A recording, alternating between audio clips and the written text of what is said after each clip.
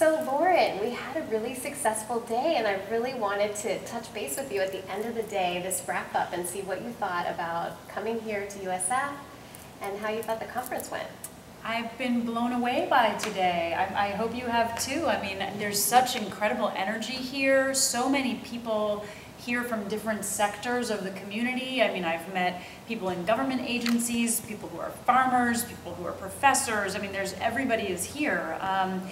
And I think it's a real feather in the cap of your department that you were able to pull everybody together and really start a conversation that feels like it's been waiting to happen in this community. So I mean, I hope that congratulations to you. Thank you, and to you too. We loved your speech, and I just felt like you really started things off in the perfect way for us.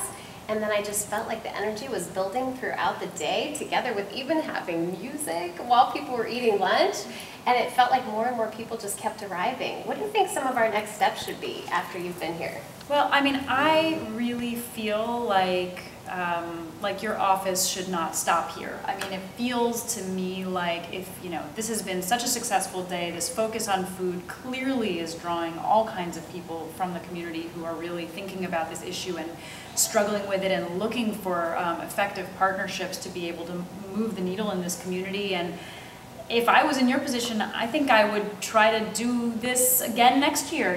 Maybe the Research That Matters conference focuses for a couple of years on food, and you've got momentum here, and I've heard already about interest in starting food policy councils here and really addressing some of the legislative issues and zoning issues, and trying to be more effective on how you're tackling food access and food education. I mean, there's a lot here right now, and I think it really would be a wonderful role for the university to play, to be a convener and continue to create these spaces for dialogue and collaboration.